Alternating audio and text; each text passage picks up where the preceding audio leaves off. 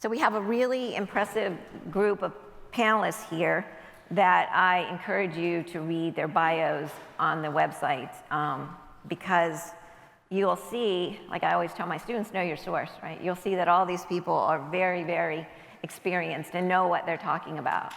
So first we have here on my left Joe Gartin, who is a professor at the Elliot School and also had a very long and distinguished career with the intelligence community at George Washington University. Ellen Laipson, also a veteran of the intelligence community, but right now she's a professor and the program manager and the director of the Center of Security Policy Studies at the Schar School and Policy of Government in George Mason University.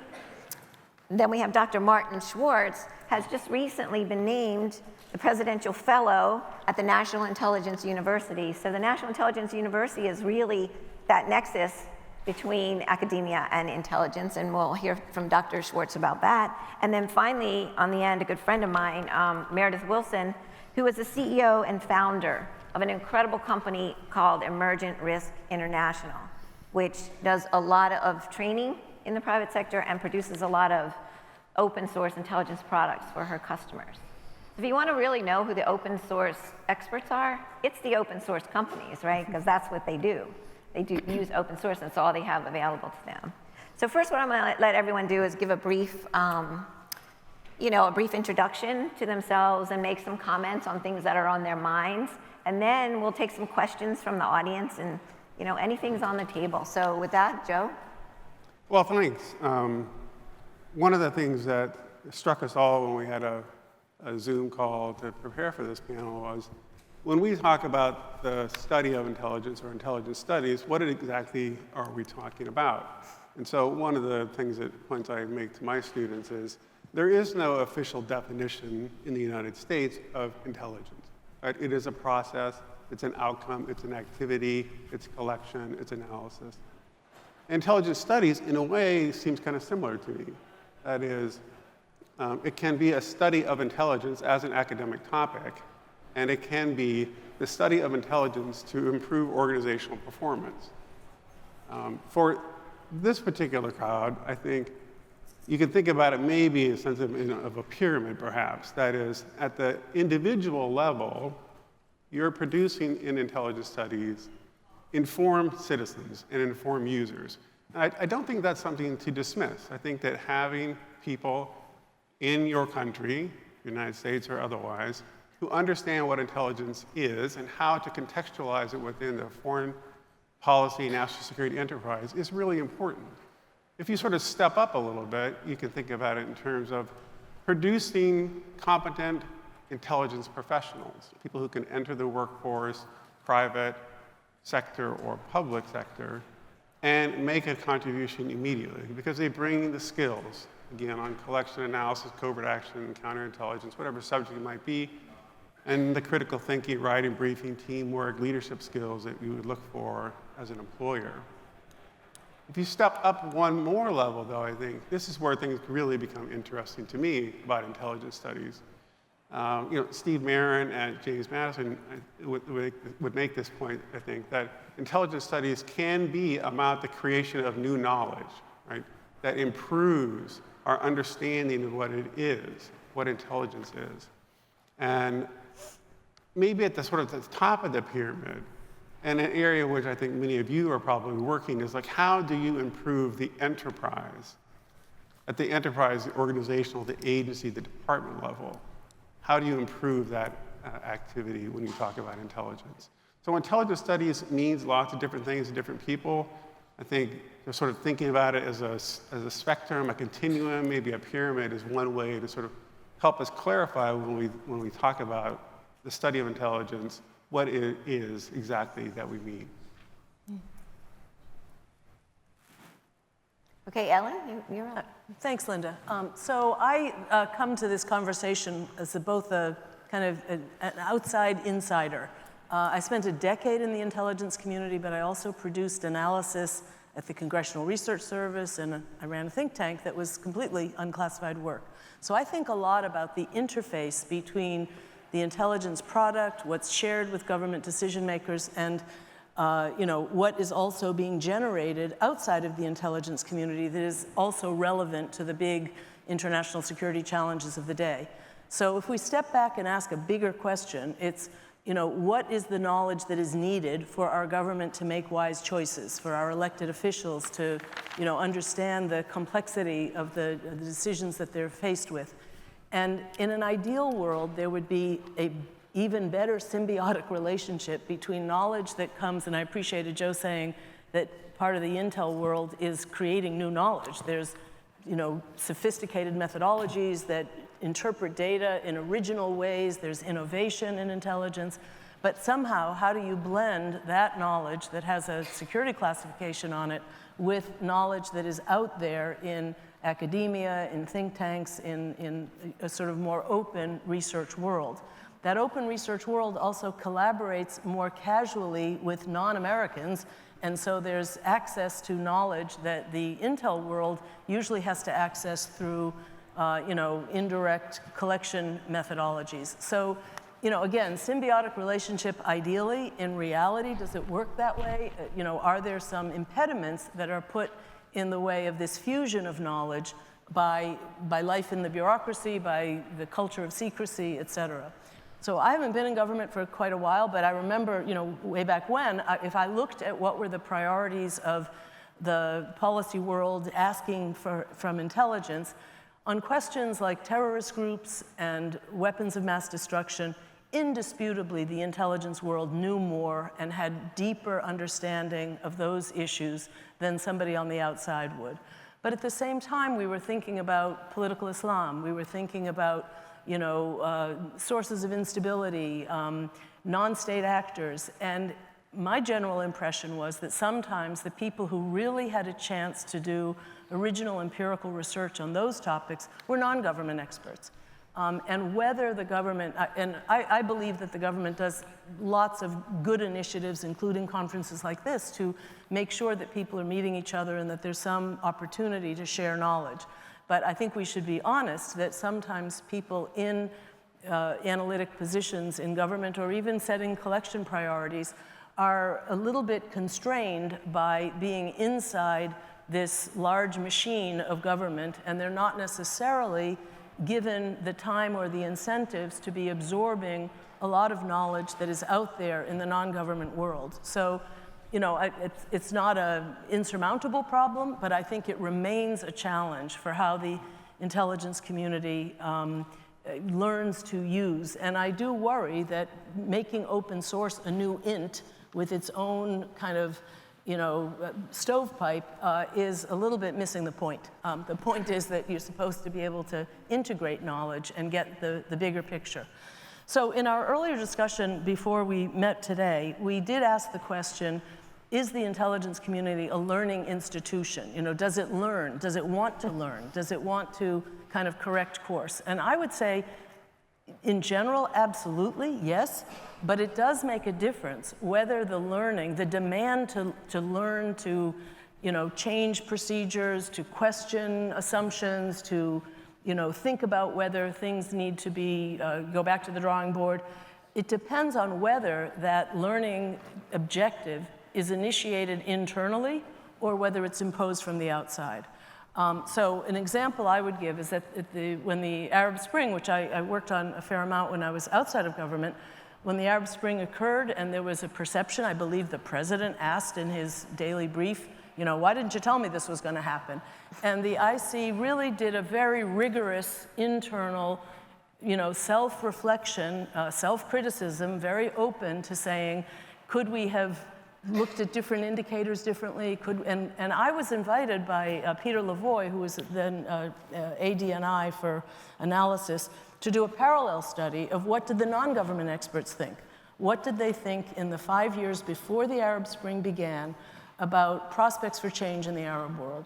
Did they get it right? And so it was I thought it was a very healthy and productive exercise to have the internal review and to have this external review and compare the results. I can say more about that if you'd like. In general, the bottom line of the study that I conducted outside of government was the journalists who spent a lot of time on site, particularly people, the economists, Journalists who had lived in Egypt for 25 years, they were more likely to get it right, to understand that there was change coming than think tanks, than academics, et cetera. So there, you do learn something about these different information cultures. But when it's imposed from the outside, and I'm thinking of when I was in the NIC, the Ballistic Missiles Commission, when there's a perception either in Congress or in the body politic that intelligence has failed or that something went wrong and why didn't you get the answer right? Sometimes those external demands that Intel go back and do a lessons learned exercise have a lot of political baggage attached to them. And at least in the case of the Ballistic Missile Commission, I think you could argue that one cognitive bias was simply replaced by another cognitive bias. So that didn't profoundly change the understanding of how analysts are supposed to function.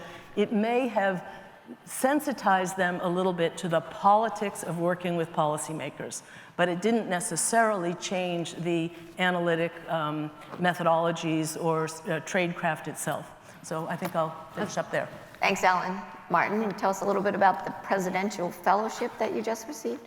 Well, thanks very much. NIU is the intellectual hub we aspire to be of the intelligence profession. Intelligence studies is at the heart of what NIU is all about. But actually, I don't want to talk about NIU. We can in the Q&A if you want. Rather, I'd like to offer some remarks today from the vantage point of a longtime manager of analysis across the IC, particularly those aspects of our work where I think contributions from the academic community could really help us. So I imagine most of you are familiar with the distinction we make between secrets and mysteries. But in case you're not, it runs like this.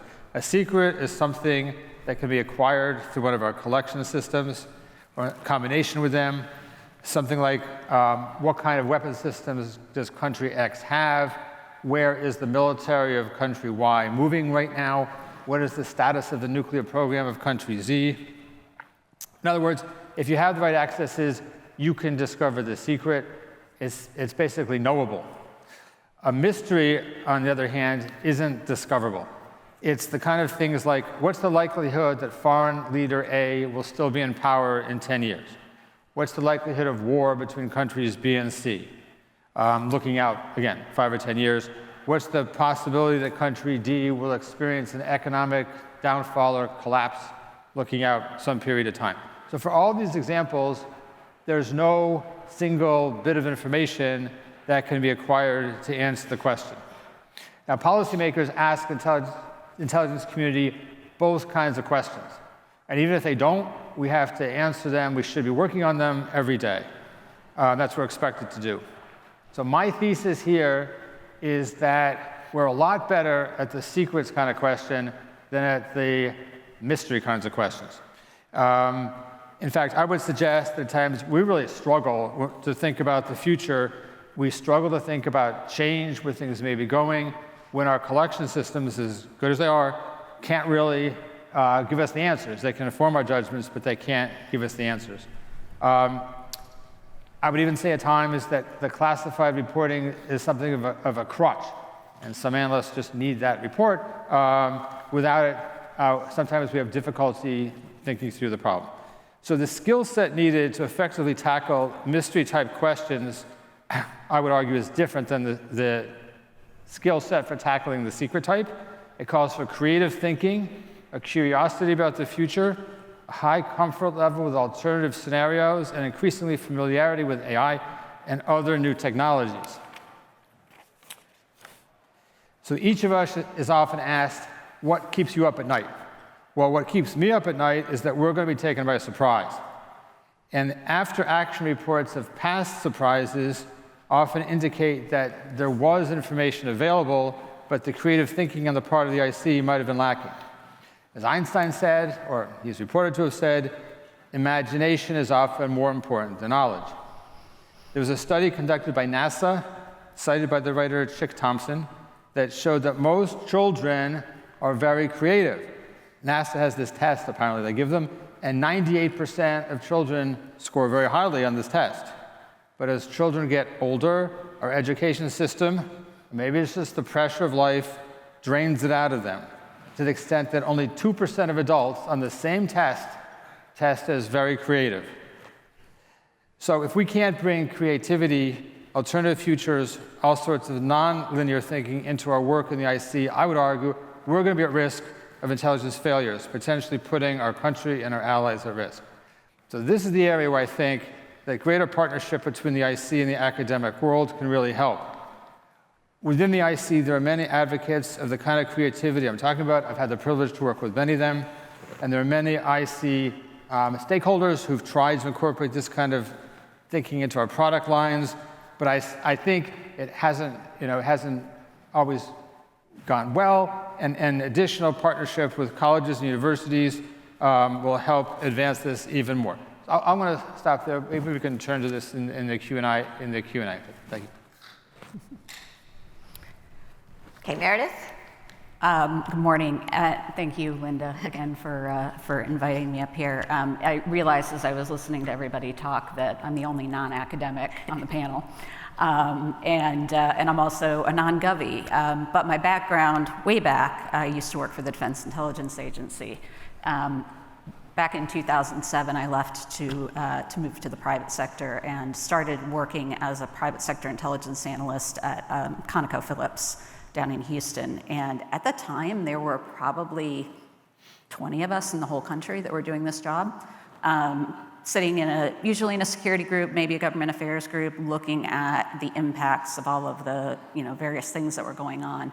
In the oil and gas sector, that was born originally, I think, out of the Exxon Valdez, but really post 9/11, we had a series of incidents in Saudi Arabia where expats were kidnapped, killed, really ugly stuff. That was circa 2003.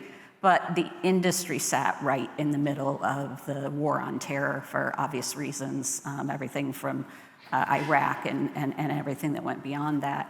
Fast forward to today, there are probably 2,000 to 3,000 to 4,000 people out there, maybe more than that, doing this type of work in the private sector.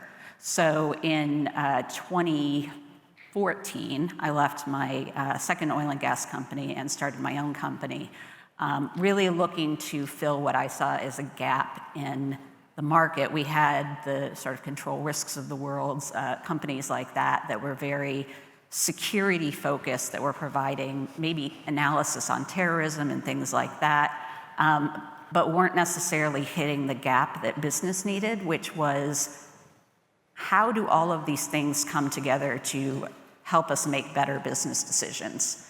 And so that was kind of the idea that my company was born out of. At the time, it was me. In 2015, we started our first private sector intel training, and it was the first one that was really geared towards how do you do this job? How do you work as an intel analyst in business? And what we found was that we actually had to teach people a whole lot more about business than we did about intel, because we had Kathy Fearson, who's sitting in the front row here, to teach us all about how to do CIA-style intelligence analysis. But in the business sector, that has to be shifted about 180 degrees to fit the model of what we do in business. The reason I'm telling you all of that is to give you an idea of where my perspective is coming from on all of this. Ellen mentioned the Arab Spring. So the Arab Spring was a huge test for us in the private sector, especially in oil and gas. We had people all over the Middle East. We did see it coming, and in some ways better than the US intel community did, so much so that Linda got me back up here talking to General Hayden about how we use social media in the private sector. I don't know how many of you remember, but round about that time, the Pentagon was saying, we don't want anybody on social media. We don't need social media. We're not worried about social media. It's just a little thing. So, but that is exactly how we tracked everything that happened for our company in Libya, because Libya had zero news media except for state-owned news media at the time. So every single thing that we tracked going in and out of Libya was happening on social media. That was, 13 years ago, and now we're in the age of AI, and all of these things that are happening with AI And as we sit here and we talk about Intel education, my question is, are we actually adequately preparing people for the future by continuing to have discussions about, the geopolitics of this and very sort of esoteric discussions in the US Intel community, but we might not actually be talking about, do we actually understand how AI changes the entire environment, how it changes how geopolitics are done, how it changes how the battlefield landscape has changed, right? Because AI isn't new.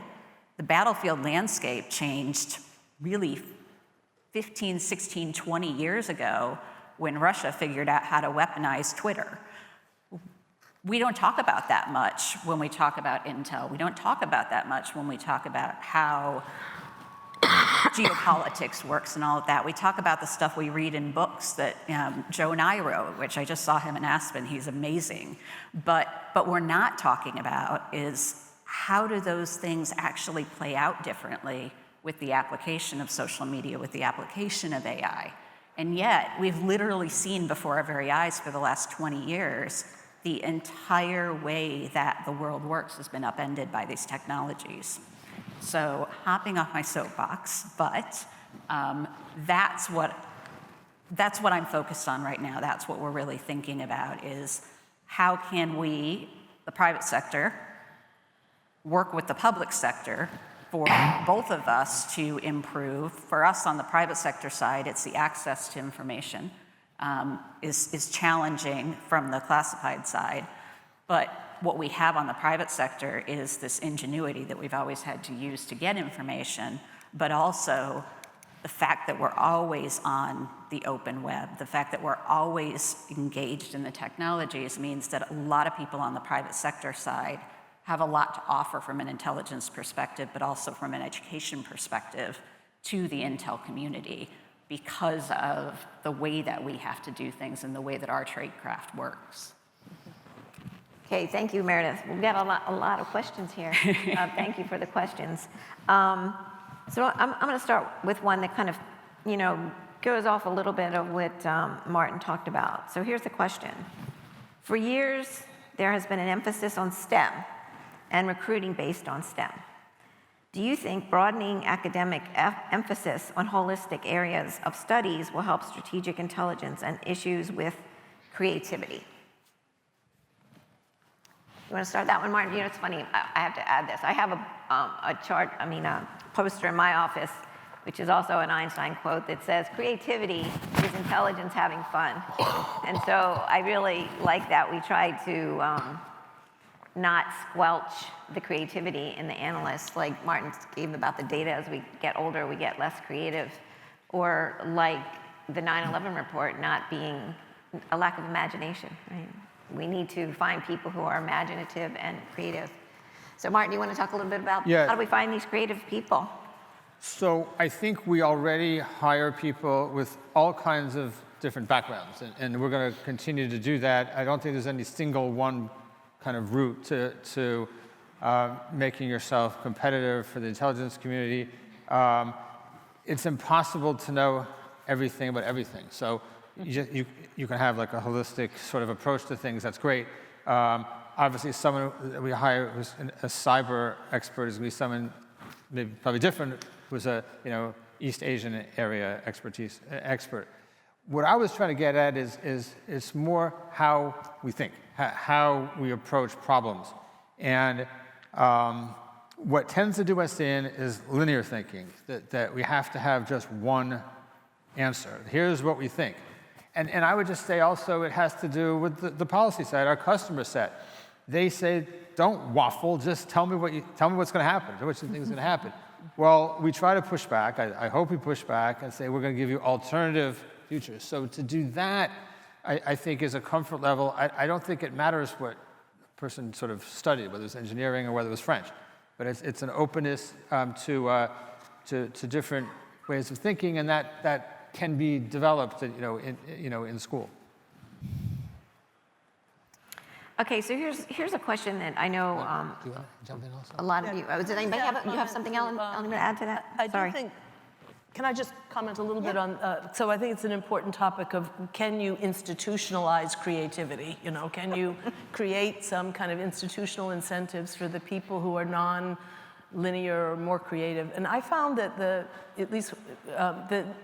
IC believes that it has tolerance for, you know, maverick thinkers, et cetera. But when you create new systems to capture that kind of thinking, you also squelch it, or you make it less likely that it will be seen as a truly different and original idea. So when you make red cells a kind of automatic piece of the architecture, then the red cells become very predictable, right? I mean, that they have to think the opposite of what the people who are doing the daily reporting think. So it is very tricky to whether you let individuals have a channel to introduce alternative thinking and creative ideas that doesn't get bureaucratized.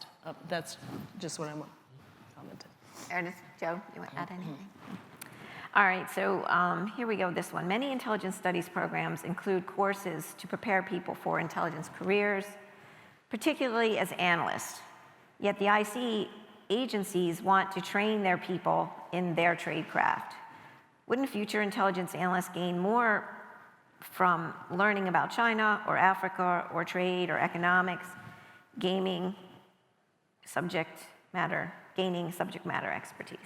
So this it's a big debate in intelligence studies. Do you learn intelligence, or do you learn to be a subject matter expert in something with an intelligence background? So a lot of us have thought about that. So who wants to comment on that? I'll jump in at least a little Thanks, bit. Bill. Say that I don't think that it really is a binary choice. I think, as Martin is suggesting, when you look at just the U.S. national security enterprise intelligence community, and you're talking about tens of thousands of employees in the private sector and the public sector combined, that there is space for a variety of skills and a variety of academic programs. I think it's also important to acknowledge that intelligence studies programs have evolved because there is interest, right? There is a demand.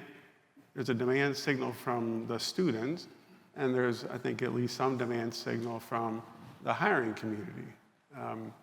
And so I think that I would say sort of appropriately scaled intelligence studies programs that do not seek to be a replacement from either STEM programs or traditional liberal arts programs. They're sort of slotting themselves somewhere in the middle. And their goal is to produce, as I said, sort of competent professionals who can enter the workforce. I mean, one thing that sort of strikes me about being an adjunct is that my students want to work. Like, they're taking classes with the idea that they're going to get a job, right? And so they see a demand signal from the hiring side, and there's a demand signal from them as students. So I don't think it is a simple binary choice between, I'm only going to hire this kind of person or this kind of person.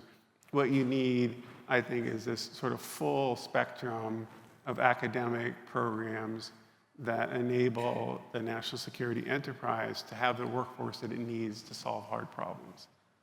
Al?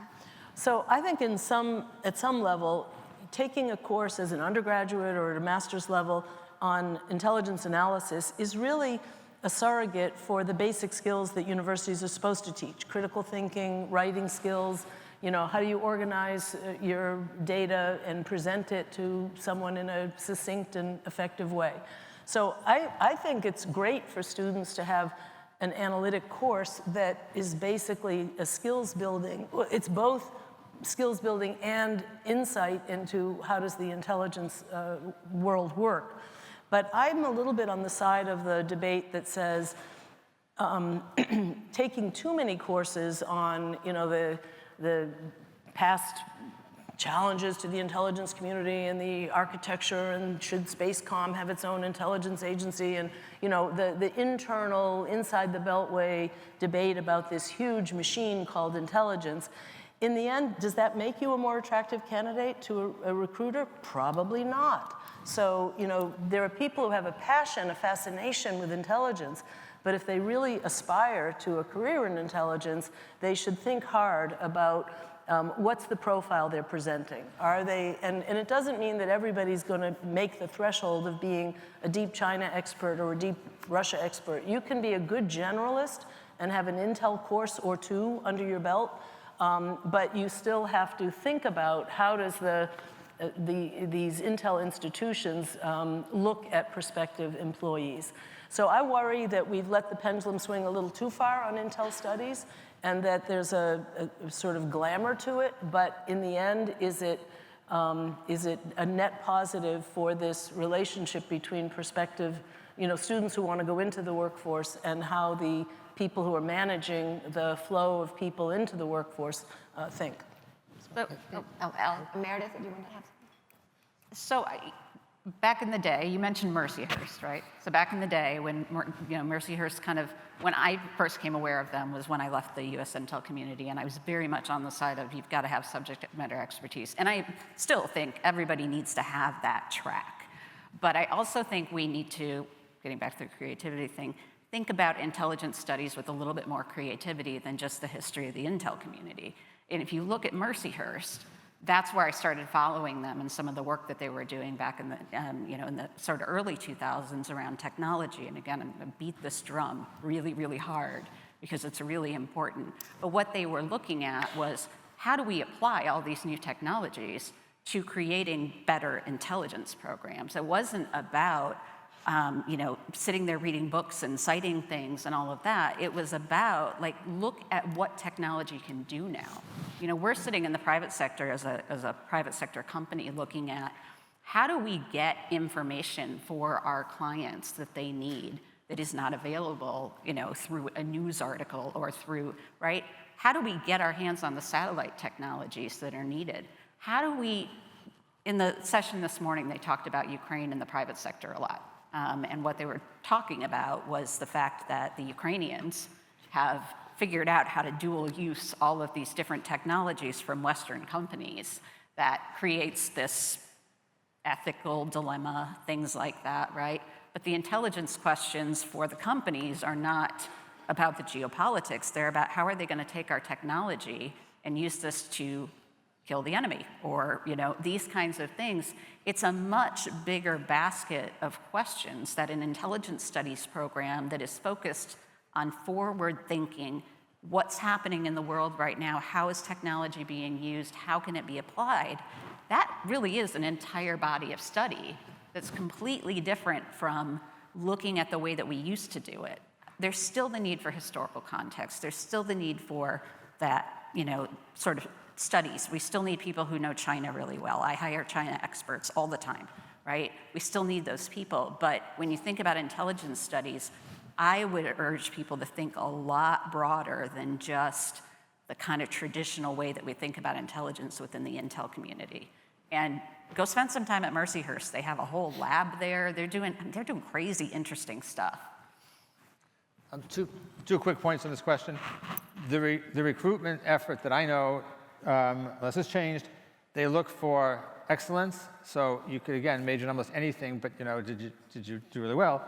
And leadership. I tend to advise people at the college level, instead of joining 10 clubs, the German club and the space club, just be in one and lead it. But you have an impact. You make a difference. That says a lot about the person. In terms of when we bring people on board, what's the single thing we have to reteach? And that's the writing.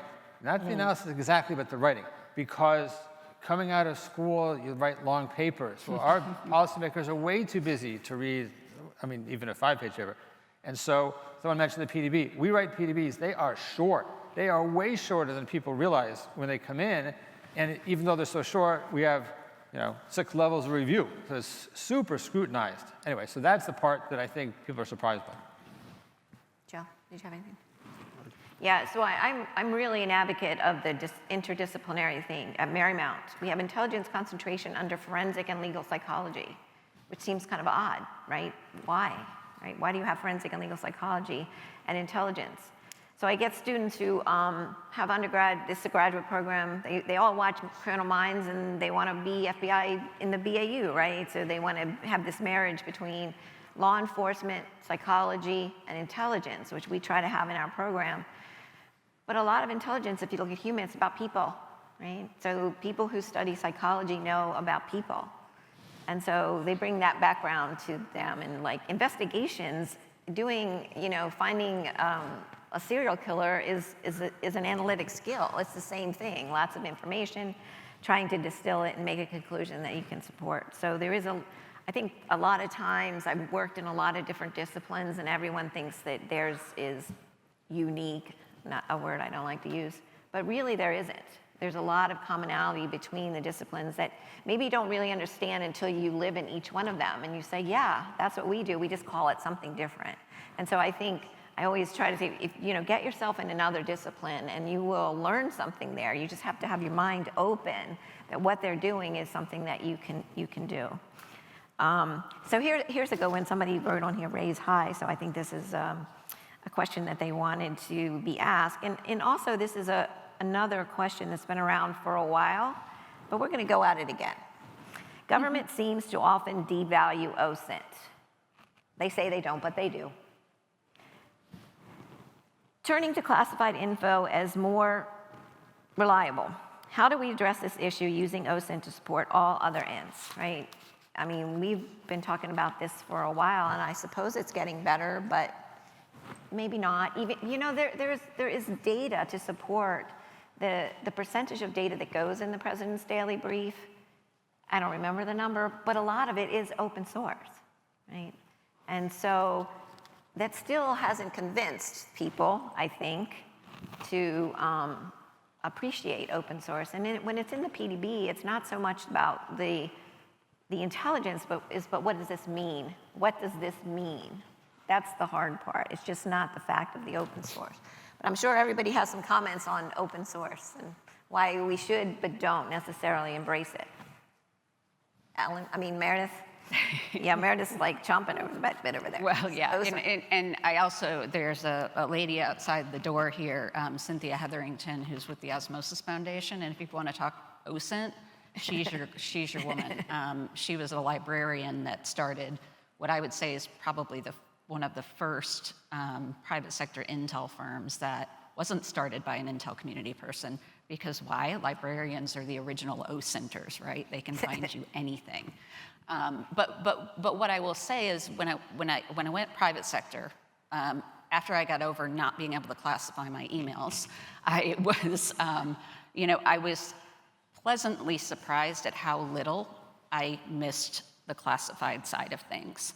And we would talk about this, and somebody pointed out, classified information is just information that somebody classified. Most of the information that comes in, especially at the secret level, is OSINT by the next day, if it wasn't already to begin with. There's so much of that stuff. Yes, we don't get the embassy cables unless Chelsea Manning puts them all out there. But most of the stuff that we are looking at in the private sector is the same stuff that people are looking at in the public sector. And sometimes you have like in my case, I had a secret level clearance while I was in oil and gas, and the government would come down and brief us. And I would sit there going down, making a list of all of the secret level information they briefed us on that was in the New York Times 2 days before. So a lot of times you still have this problem of people thinking that they're getting classified information, and it may well have been classified through that channel, but it's all out there. And so unless you're getting satellite information, and even that now, a lot of that you can get through commercial imagery and things like that, most of it is on the OSINT side. I think that the value that you get from having classified information is maybe to be able to verify that better. And that's the one thing that we don't have, and where those public-private partnerships can be really, really useful is sometimes we can use our government counterparts to help us verify things.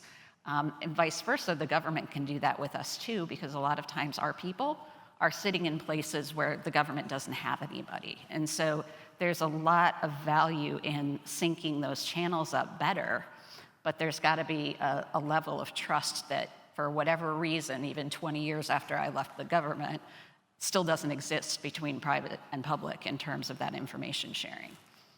I would just add to that, push back a little bit. I think we do. I think we are pretty aggressive in trying to use open source. And there's a push in the IC, don't overclassify. And yes, it's tempting because we have, collection systems that cost hundreds of millions of billions of dollars to use them.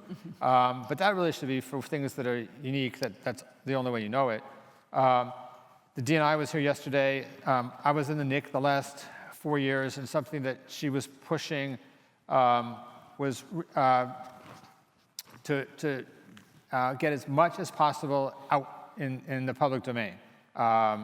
So if you can write something with an unclassified source, do it. That way it's going to be much easier to put this out on the ODNI website at some future point. So I think there is an effort really more than ever. So that just lets me do a little retrospective advertisement that both Joe and Martin and I were associated with, which was the purposefully unclassified work that the National Intelligence Council now does, which really is a way of aggregating knowledge from very diverse and not exclusively American experts around the world to this global trends series that began in, the first big one was 2000 when John Gannon was chairman of the NIC.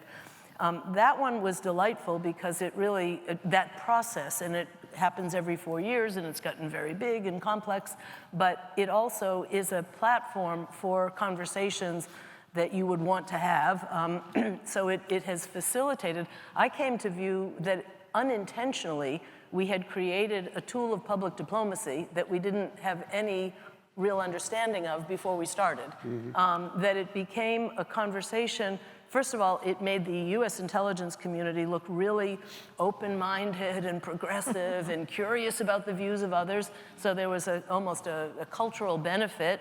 But more importantly, those conversations with experts around the world, I would like to believe, added a sort of think of building alliance relationships or something. You were building a network of people who could share knowledge and hopefully for the betterment of the knowledge available to decision makers, not just in the US, but in other countries as well. On open source, my only concern is that I just want to make sure that the managers of analysts do expect your line analyst on a critical country to also find time in their day to read unclassified work on their subject. I don't think it should be, well, on the weekend I'll read The Economist and I'll read Foreign Affairs magazine. I just wish that there were a simpler way to create an expectation that if you're a country expert, you should be reading widely on your subject, and you should be permitted to do that at your workplace. That should be a sort of standard expectation. Instead, people have to go check with the OSINT Center to see if there's something available. Why isn't that just part of the normal way of doing business if you are, a country, an analyst on a critical country? So. Joe? I'll just make one quick comment, or maybe a couple quick comments, I suppose. But it feels like a little bit of a canard to say that the intelligence community doesn't value open source. I mean, the Foreign Broadcast Information Service predates the CIA by several years. Created in 1941, modeled after BBC monitoring. It has been a now almost 75-year project, right, to collect open source information just within the US system. Where I think the challenge has been, and it has intensified in the last, say, 20 years or so, is how do we grapple with this information? Is it just raw intelligence? Is it something else? How do we best structure intelligence community organizations, private and public, to deal with this information? How do we make it available to the policymakers as well as the sort of the analytic and collection communities? And what is it that we mean when we say open source? If I talk to you about the tradecraft of analysis, all sorts of analysis, for example, we can have a long and rich conversation about what that is. If you say, according to OSINT, what do you mean? These are really fundamental issues that I think we're still kind of grappling with. I would say, fortunately, we have really good companies out there who are working on it and successfully doing so. And the same, I think, is true on the government side. People are working hard on this particular problem. So I don't think that it's undervalued. Rather, I would just say that we have struggled for 70 plus years now to figure out how do we best integrate that information. And finally, I would just maybe echo Ellen's point, which is that we ask of our intelligence officers to be expert in open source information, but it is an ecosystem in which they cannot participate often, right? Because they're behind the classified walls. So this again is a long-standing challenge that has eluded simple solutions. But I do feel that we are at sort of maybe the precipice of enormous progress and change enabled by AI and ML, et cetera. We'll stop. So, Ellen, this group that you talked about, that you guys are part of, does it still exist? Say again? The group that you talked about, this policy group that you and Joe and Martin were parts of, does it still exist? Global trends? Global trends. Yeah. Oh, it does. Yeah, it's a the global product trends line. Of, product. Oh, was okay. it still there? Yeah. It's a great product line. Yeah. Every the time global I see trends. that, I would just mention, so Global Trends comes out unclassified. It's intended to be of use to the new administration. So the next one is supposed to come out January or February coming up. And so it's every 4 years, and it's projected 20 years in the future. So this one will be called Global Trends 2045. Yeah. Okay, so I just have a comment on the OSINT thing. I think what another challenge for the community is the shift in the amount of information that they can use in intelligence products is in open source. You know, the intelligence community, we used to have the market on information. If, I'm old enough to remember that if you wanted to know the the population of India, you would look in the CIA fact book, or you'd go to the library. You couldn't Google it or something like that. So we owned the information space. Now we don't really own the information space. If you look at the pie chart, like what's open source and what's classified. So I think there's still some struggles with that. How do you use it in intelligence analysis and understand that you no longer have the largest market share on information like historically you have. And so that's kind of a challenge for the community. So this one is for you, Dr. Swartz. How do you see institutions like the NIU and NDU growing with the help of intelligence studies through collaboration with civilian academia? Are you working on this? Is NIU working on this? Yeah, so NIU has evolved. I mean, for those who didn't know, it came over from the defense enterprise about 4 years ago. Now, more and more of our students are drawn from the government as a whole, the intelligence community. You need to have a top secret clearance. It's sort of like the Venn diagram of the intelligence community and schools that are accredited by the regular Mid-Atlantic accreditors.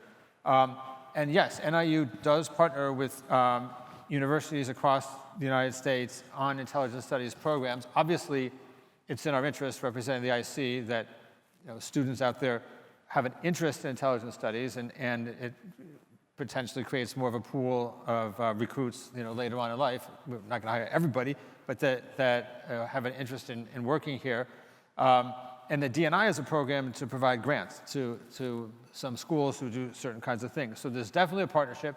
The only thing is we can't take their students into the NIU itself because this is just the IC, so you have to be cleared first. Other agencies have internship programs, you get it cleared just for that. We don't have that yet, maybe in the future. Yeah, that's still a problem, the whole classification thing. We want those outside experts. If you call an outside expert, what's the first question they ask you? What's your clearance? Okay, what's the part about outside?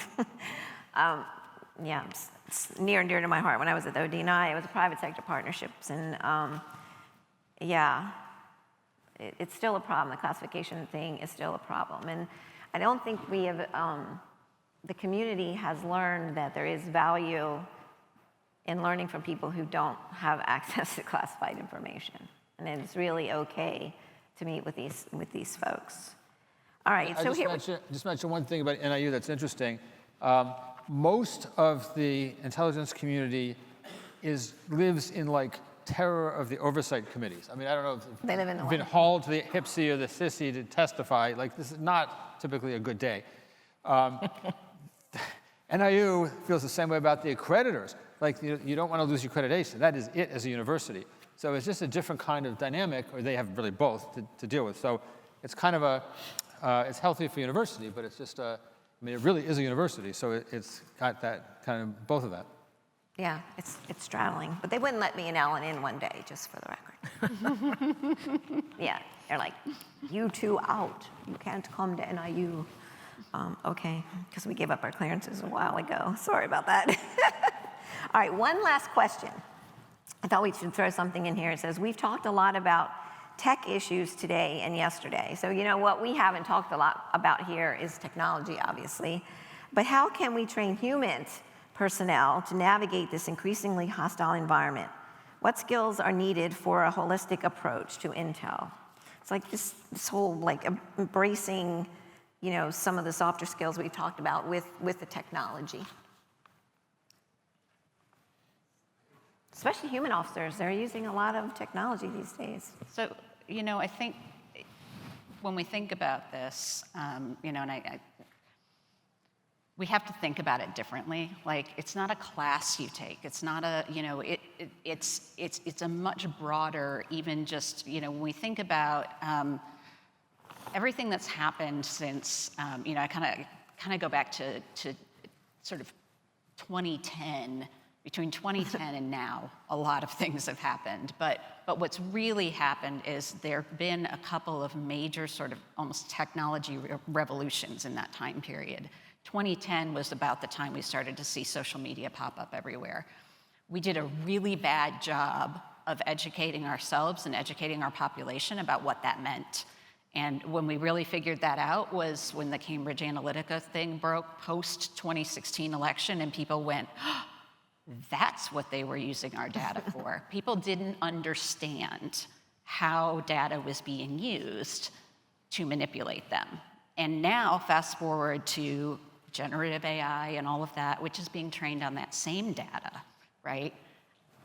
We have to, in order to embrace technology as an intel community, we have to embrace technology as a people. Like, through the entire United States, there is so many gaps in terms of what people understand that they're using and what they don't understand about it, and then it gets weaponized. And that is an intel community problem. That is, you know, when you look at all of the things that have happened globally, but even just here in the United States, and the way that information is weaponized, the way that we have actually taught people inside the United States to weaponize it against each other, these are all issues that are driving geopolitics. They're driving government policy, sometimes in a horrible direction. And it's not statecraft necessarily that's driving that. It might be algorithms. It might be a really, really rich tech guy. There are so many other pieces of that. But in order for us to get there, we have to start educating ourselves first, and then educating everybody below us from kindergarten on up in order for our intel community to have those tech skills. When we get super like focused on I don't know the best way to say it without sounding offensive, but we get super focused on the academia of it all and the, you know, talking the big ideas up here, I think we miss the way that it's actually being applied. And I think that's the thing that, you know, that we have to think about is how do we get better at teaching people about how technology is being applied every day? I think that the problem is that you typically wouldn't put government and innovation in the same kind of thought. And so when we think of technology, AI, we, like in my home agency, tend to think threat, like China, Russia, they'll be better at this than we are. And it's not necessarily that way. These things can work to our advantage. And the good news is that the people that we hire now, unlike my generation, are much more comfortable with this. And they're looking for ways to use this in ways that help us do our work. So I feel very good about the future in that sense, as long as these people don't get frustrated just because we are still a bureaucracy and change comes slowly. But yeah, we do need to think about technology as a tool to get better and smarter. But those people that you're hiring are all on TikTok, and most of them don't actually understand really understand the national security threat that exists with TikTok. So I used to think that if I hired somebody that was under 30, that they were going to get social media, that they were going to understand.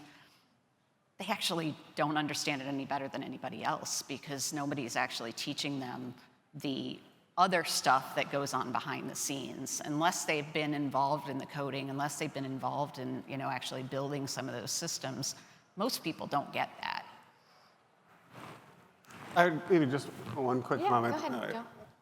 I think, with putting on a little bit of an optimistic hat, I would say that when you have a sophisticated multi-sector workforce that comes into the intelligence community with a strong set of skills and gains new skills while they're in the job, I think what the missing piece is, and it's partly a solution to, I think, the problems that Meredith is getting at, is that you need this movement back and forth between the industry and government. And it needs to be faster and more seamless than it is. It's still, I think, rather difficult, even though, and my views are my own here, but I would say that the intelligence community has been successful in recent years in hiring people at the sort of quartile point, or mid-career point, or senior point, bringing those people into the workforce. But I think much more of that is required. This sort of transference of skills from one sector to the other is a way to sort of build, I think, a skill set that you might be lacking. You can't just hire an undergraduate and send her to some classes and put her in a desk and ask her to write a PDB and then sit there for 30 years. It's not a rewarding career path for most people. But if you can find a way to bring people in and out of government, in and out of industry, where they're learning new skills and applying them in new ways, I think you'd have a better, stronger workforce. Okay, I think we're getting the hook here. I really appreciate the panelists taking their time to come here today and share the perspectives, and I hope all of you learned something from all of them. So let's give everybody here a round of applause. So Joe, is that?